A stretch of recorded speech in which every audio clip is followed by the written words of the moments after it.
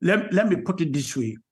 I'm happy that he accepted the invitation because he is laying the pathway for the democratization of the police space that allows accountability to happen, in which the IGP is speaking directly to the people who are the sovereign, if you call it, stakeholders of Ghana's democracy, its security, its welfare.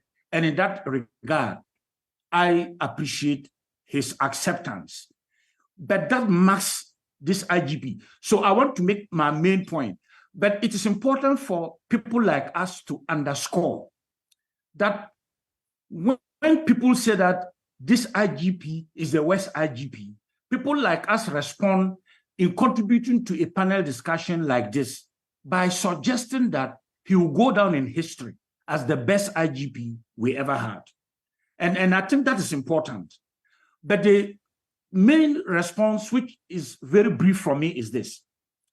I don't think we should simply reduce it to IGP Dampare responding to allegations. We must put into context that those allegations were being made in a toxic environment of political fanaticism, in which the allegations in themselves was a complot or a conjecture or a machination.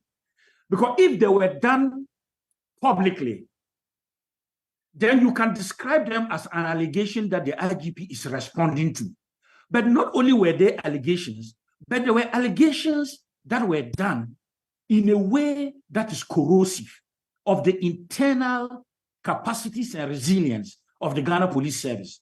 And that is why I appreciate that he came to the parliamentary committee of inquiry, so that he's not just responding to the allegations, but he's helping to heal the damage, the corrosion in which people can meet and conjecture and plan and conspire, which then in itself is very unhealthy. It reduces the credibility of the Ghana Police Service, and it makes people to doubt, how can we all be protected by a police service in which amongst them, some will choose this path of trying to undermine their seniors. This is the way out. These are my initial perspectives. Those making the case that the IGP shouldn't have been part of this probe being too petty? I think those who make that argument go back to the old conservative days of security being a myth. That's actually going to Mr. Franklin Cudjoe, Mr. Bombande.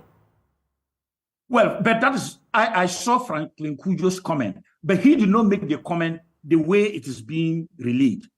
Franklin Cudjoe was talking about certain aspects that would compromise police operation in terms of their confidentiality.